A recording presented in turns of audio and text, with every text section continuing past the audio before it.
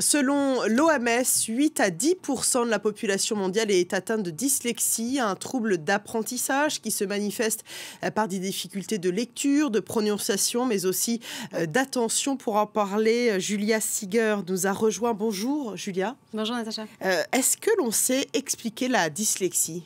Alors d'abord, il faut comprendre que c'est un trouble qui fait partie d'une plus grande famille de troubles que l'on appelle dys. Vous avez la dysphasie, la dysorthographie, la dyspraxie, la dysgraphie. On ne va pas rentrer dans les détails, mais ce qu'ils ont en commun, c'est qu'ils modifient la capacité non seulement à retenir, à comprendre, à récupérer, mais aussi à transmettre l'information. Et pour l'instant, eh bien, les causes sont encore assez méconnues. Les scientifiques, pourtant, ont l'air de s'accorder sur le fait que ce serait un problème de fonctionnement du cerveau, ou en tout cas un cerveau qui fonctionnerait différemment, et ce n'est en rien un problème d'intelligence, voire de manque de stimulation. Bien au contraire, les personnes peut-être les plus grandes de ce monde étaient dyslexiques, pour en citer que deux, Einstein ou Léonard de Vinci.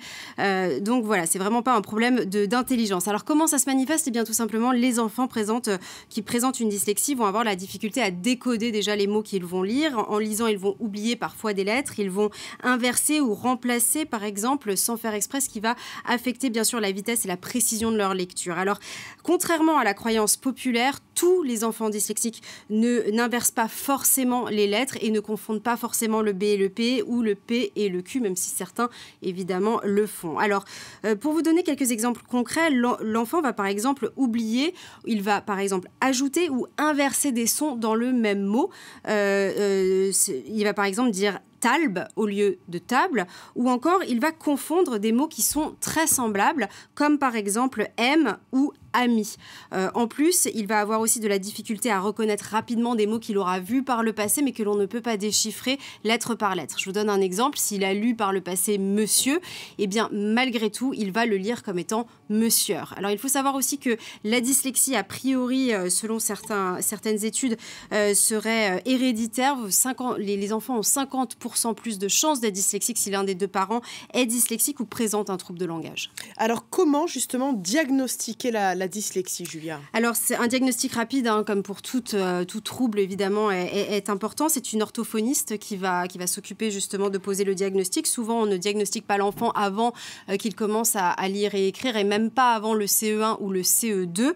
Et il y a certains signes qui peuvent mettre la puce à l'oreille un petit peu plus tôt dans la jeunesse, comme par exemple des enfants qui n'aiment pas jouer avec les sons, les rimes, les comptines ou inventer des nouveaux mots. Ça peut être aussi des enfants qui n'ont pas ou peu d'intérêt pour les livres et les histoires, en tout cas quand c'est eux qui doivent lire. Par contre, ils adorent écouter les histoires, ou alors des difficultés, par exemple, à dire certains mots compliqués, aéroport, toboggan ou encore accordéon.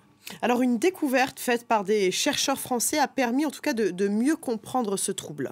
Absolument. Deux physiciens français, Albert Lefloche et Guy Ropard, ont en effet découvert qu'à l'inverse des non-dyslexiques, eh bien, les dyslexiques avaient deux yeux directeurs, ce qui provoque ce que l'on appelle des images miroirs. Je vais vous l'expliquer dans un instant, et ça crée une superposition des images. En fait, ils se sont intéressés à ce qu'on appelle les centroïdes de Maxwell. Ce sont en fait des taches que vous avez dans les yeux et qui reçoivent la lumière et qui sont aussi responsables de la perception des détails. Et bien, tout simplement, chez les personnes non dyslexiques, les centroïdes n'ont pas la même forme. Vous voyez ici, ils sont asymétriques, ce qui fait que vous pouvez avoir soit la dominance d'un œil droit, soit la dominance d'un œil gauche. Ce que ça a comme conséquence, le fait d'avoir cette asymétrie, c'est que ça permet de gommer ce que l'on appelle l'image miroir. Donc, si vous avez une dominance œil droit, ça va effacer cette image miroir, et donc vous allez voir très clairement cette lettre. Pareil, si vous êtes dominant œil gauche. Le problème avec les personnes dyslexiques, a priori selon cette étude, c'est que en fait elles ont exactement la même forme. Donc les deux œils se retrouvent dominants, et donc l'effet miroir ne s'efface pas, ce qui fait que la personne peut voir une espèce de superposition.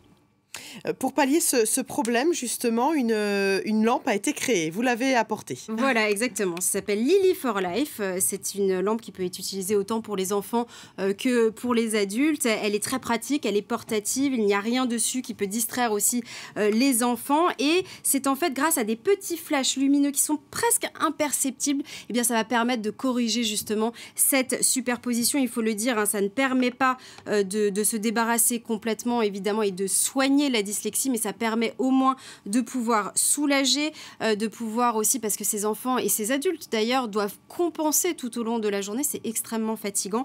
Voilà, et selon leur dernière étude, eh bien, cette lampe développée donc, pourrait, avec une orthophoniste, c'est très important de le dire, pourrait être efficace pour environ 80% des personnes dyslexiques. Merci beaucoup, Julia Seeger, pour votre billet science consacré aujourd'hui à la dyslexie. Merci à vous.